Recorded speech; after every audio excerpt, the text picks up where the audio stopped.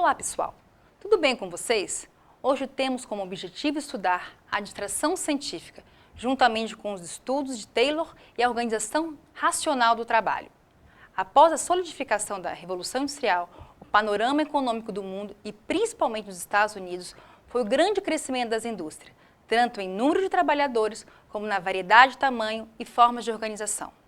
A mão de obra utilizada era, na sua maioria, de ex-camponeses sem formação para as funções. Aliado a isso, a má utilização do maquinário e a desorganização na forma de trabalho eram grandes, aumentando a baixa produtividade, os desperdícios, a ineficiência e também provocando uma insatisfação geral dos operários quanto às condições gerais do trabalho. A partir dessa situação geral que se vivia no mundo industrial da época, mais intensa concorrência no mercado, surgiu a necessidade de estudos sobre como melhorar tal situação. Assim surgiram paralelamente nos Estados Unidos por meio de Frederick Taylor e na Europa com Henry Fayol os primeiros princípios e estudos para o estabelecimento da ciência da administração. A administração científica é considerada a primeira abordagem da teoria geral da administração, e Taylor foi considerado o pai da administração científica devido aos seus estudos. Taylor tinha por objetivo aumentar a eficiência dos funcionários através do planejamento científico das tarefas, ou seja, ele afirmava que existia uma maneira melhor de realizar uma tarefa. Em sua jornada, Taylor verifica diversos problemas na indústria, como, por exemplo, falta de clareza e noção das responsabilidades entre trabalhadores por parte da administração e quais tarefas eram atribuídas. Salários fixos que provocavam a desmotivação dos trabalhadores em produzir mais. Trabalhadores deixavam de cumprir suas responsabilidades.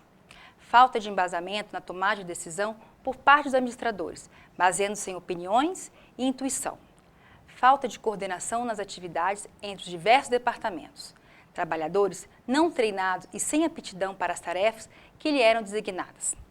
Falta de visão estratégica dos gerentes no sentido de que um melhor desempenho e a busca por excelência em todos os níveis levaria a uma melhor performance empresarial e, consequentemente, a retribuição a eles e seus operários. Falta de padrões operacionais provocava conflito entre operários e capatazes em função de divergência de resultados na produção.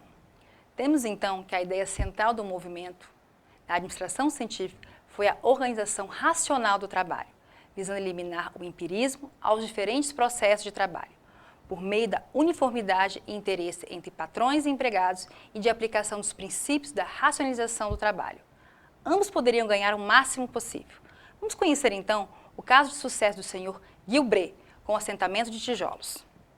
O Sr. Gilbret foi o pioneiro no estudo dos movimentos dos trabalhadores, aplicando na construção civil. Ele buscou compreender os hábitos de trabalho de empregados de indústrias, que eram treinados pelos métodos de administração científica de Taylor e que estavam no auge do crescimento industrial. Na época, seu objetivo era encontrar meios de aumentar a produção dos seus funcionários. A tarefa de assentar tijolos numa construção chegou a ser tão simplificada pelo método que Gilbret e seus 16 movimentos anteriormente necessários foram reduzidos para apenas 4.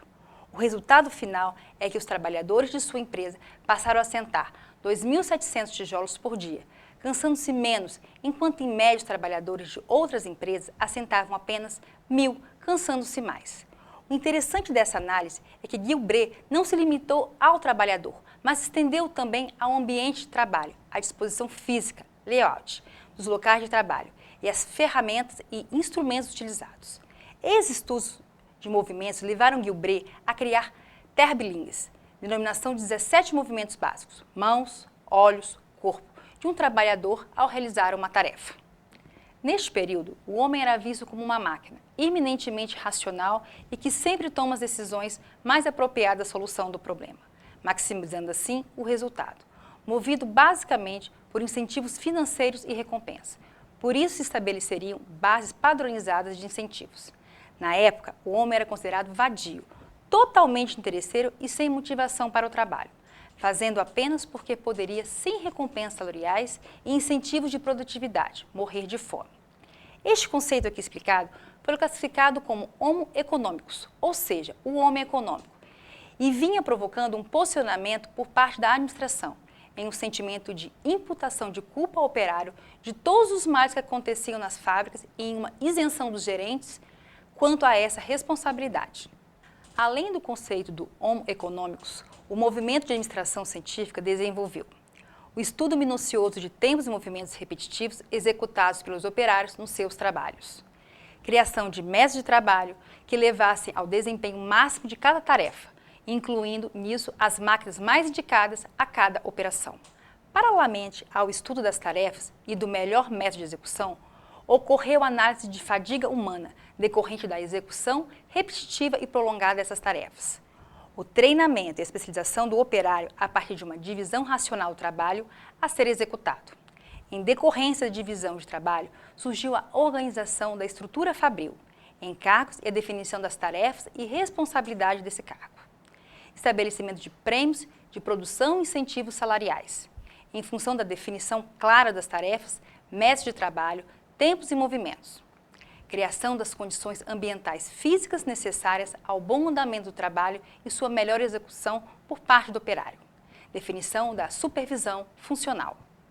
Concluímos, então, que a administração científica buscava a eficiência máxima das operações, mediante a padronização de tempos e movimentos executados pelos operários. A padronização aconteceria por meio da divisão do trabalho mais detalhada possível e do estudo de tempos e movimentos necessários para a execução das tarefas decorrentes dessa divisão, sempre buscando forma mais eficiente de execução. A partir dessa padronização, ocorreria a seleção, o treinamento e os pagamentos dos incentivos aos operários, tendo visto todas essas características aqui apresentadas que ainda continuam vigentes nas empresas. Nós chegamos ao fim de mais uma aula, espero que todos tenham aproveitado. Um forte abraço e até a próxima!